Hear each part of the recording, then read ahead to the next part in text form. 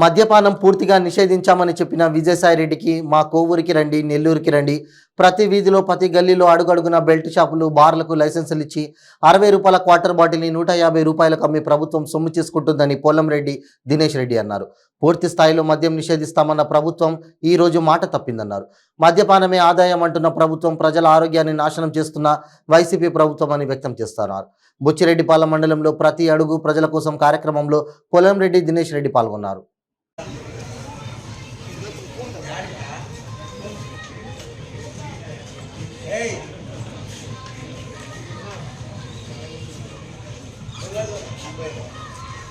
MLA అభ్యర్థిగా నేను పోటీ చేయబోతున్నాను. మీరందరూ కూడా ఆశ్రయించి సైకిల్ గుర్తుకోండి. మనకు వచ్చిన అన్ని పథకాలు మళ్ళీ రాబోతున్నాయి. మళ్ళీ పంట కాలం రాబోతున్నామా, పెళ్లి కాలం పథకాలు రాబోతున్నాయి, గోల్డ్ రాబోతున్నాయి. వీటితో పార్టీసారి మీకు ఉద్యోగులు కూడా కల్పించబోతున్నాము. 5 ఏళ్లలో 20 లక్షల ఉద్యోగులు కల్పించబోతున్నాము. ఉద్యోగం వచ్చినా కూడా మేము 3,000 రూపాయలు నిరుద్యోగ వృత్తి కూడా ఇవ్వబోతున్నాము. ఇంటికి పెరిగిన కరెంట్ ఛార్జీలు, నిత్యావసరాలు కూడా తగ్గించబోతున్నాము. మీకు కూడా ప్రతి నెల 1,500 రూపాయలు ఆడబిడ్డలు ఇవ్వబోతున్నాము. ప్రతి సంవత్సరం మీకు 4 గ్యాసులు ఇంటికి ఉచిత ఇస్తూ ఇంట్లో ఉన్న పెద్దవాళ్ళకి 4 అదే బడికి వెళ్ళి పిల్లలు ఉంటే అప్పుడు 15,000 రూపాయలు ఆ పిల్లలు చదువుకోవాలి.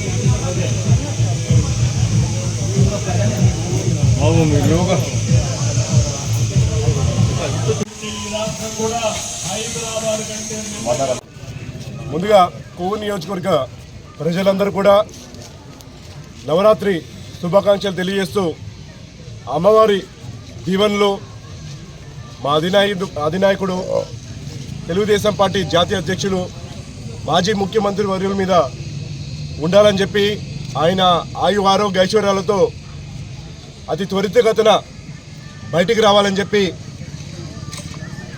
అమ్మవారికి ప్రత్యేకమైన పూజలు అలానే కోరికలు కోరుకుంటూ ఆయన త్వరితగతిన బయటకు రాబోతున్నారు. రేపు వచ్చిన తర్వాత వైఎస్ఆర్సీపీ చేస్తున్న అవినీతి మీద అలానే జరుగుతున్న ఆంధ్ర రాష్ట్రానికి జరుగుతున్న అన్యాయం మీద ఆయన ఒక సింహం గర్జించినట్టు రేపు వైఎస్ఆర్సీపీ పార్టీ మీద ఆయన బయటకు వచ్చిన తర్వాత గర్జించబోతున్నారు. ఈ రోజున ప్రతి అడుగు ప్రజల కోసం అనే కార్యక్రమంలో భాగంగా బుచ్చిరెడ్డిపాలెం నగర పంచాయతీలోని 18వ వార్డులో ఈ కార్యక్రమాన్ని నిర్వహించడం జరిగింది. గతంలో ఎన్నో అభివృద్ధి పనులు మనం చేయడం జరిగింది.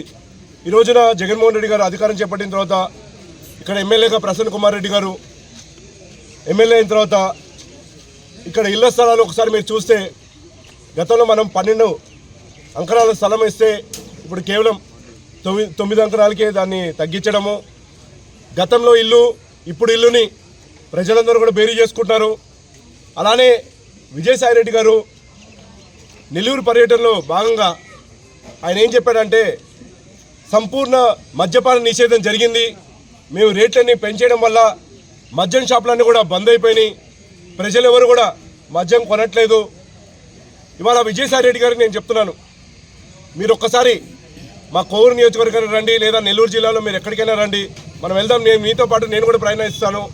మీకు ప్రతి గొంతులో ఒక మద్యం షాప్ చూపిస్తాను, బెల్ట్ షాప్ చూపిస్తాను, ప్రతి దగ్గర బార్ షాప్ చూపిస్తాను. మీరు అధికారం చేపట్టిన తర్వాత ఎప్పుడు లేనని విధంగా కొత్త మద్యం షాపులు గతంలో ఉన్న దానికన్నా డబుల్ త్రిబుల్ అయిపోయినాయి.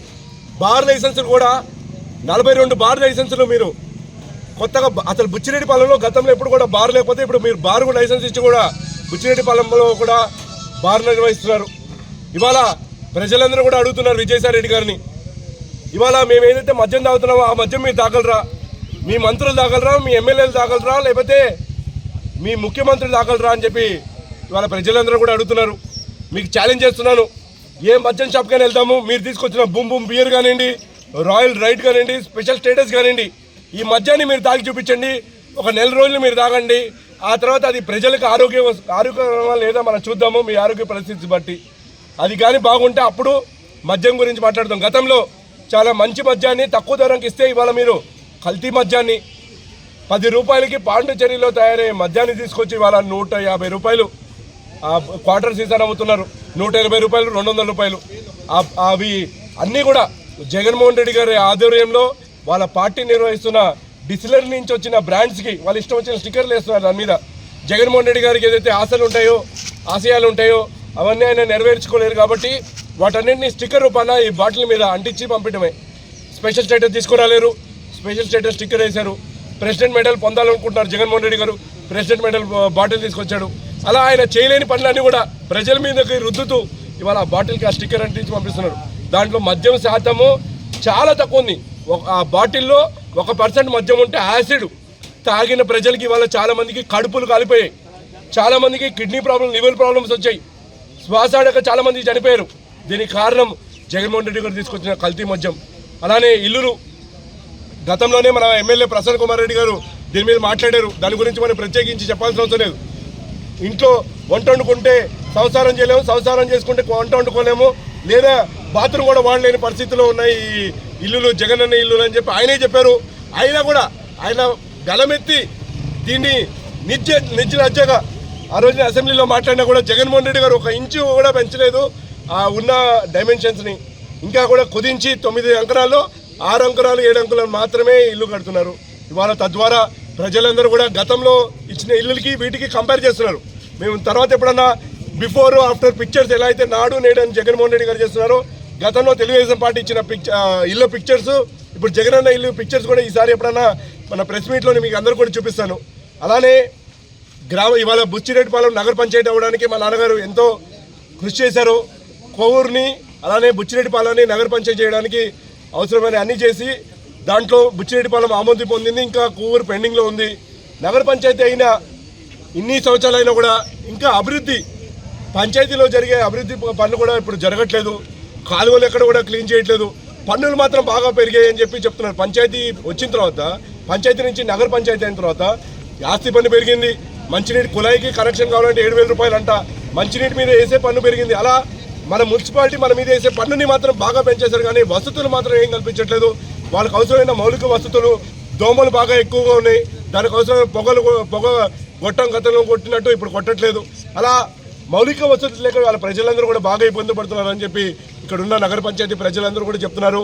వాళ్ళందరూ ఒకటే మాట చెప్తున్నారు, రేపు రాబోయేది తెలుగుదేశం పార్టీ జెండా ఖచ్చితంగా కొవ్వూరు నియోజకవర్గంలో ఎగిరిపోతుంది. మీరు ఎమ్మెల్యే కాబోతున్నారు, అలానే మన ముఖ్యమంత్రిగా నారా చంద్రబాబు గారు కాబోతున్నారని ప్రజలు వాళ్ళందరూ బయటకి వచ్చి నగర పంచాయతీ ప్రజలు చెప్తున్నారు. వాళ్ళందరూ ఏదైతే ఆశ మీద, వాళ్ళందరూ ఏదైతే కోరికలు కోరుతున్నారో అవన్నీ కూడా ఖచ్చితంగా రేపు తెలుగుదేశం పార్టీ వచ్చిన తర్వాత నెరవేరుస్తామని చెప్పి వాళ్ళందరూ కూడా మాట ఇవ్వడం జరిగింది. నేను ఇవాళ ఇక్కడ బుచ్చిరెడ్డిపాలెం నగర పంచాయతీ నుంచి మున్సిపాలిటీ చైర్పర్సన్కి అలానే మున్సిపల్ మన కమిషనర్కి కూడా నేను ఇవాళ సవాల్ చేస్తున్నాను, ఛాలెంజ్ చేస్తున్నాను. మీరు ఇవాళ ప్రజలకు అవసరమైన మౌలిక వసతులు కల్పించకుండా మీరు ఏం చేస్తున్నారు? ఇన్ని ఫండ్స్ వస్తున్నాయి మీకు మీ మున్సిపాలిటీకి, మరి ఫండ్ ఎందుకు మిస్యూజ్ చేస్తున్నారు? ఎందుకు మీరు ప్రాపర్గా యూటిలైజ్ చేయలేకపోతున్నారు? ఎందుకు ఈ అవసరమైన బేసిక్ ఫెసిలిటీస్ ఇవ్వలేకపోతున్నారు అని చెప్పి ఇవాళ మీరందరూ కూడా ఆలోచించాల్సిన అవసరం. కనీసం ఇప్పుడైనా ప్రొవైడ్ చేయండి. ఇంకా ప్రభుత్వం ఉన్నది 4 నెలలే, ఈ 4 నెలలైనా సక్రమంగా చేయండి అని చెప్పి ఇవాళ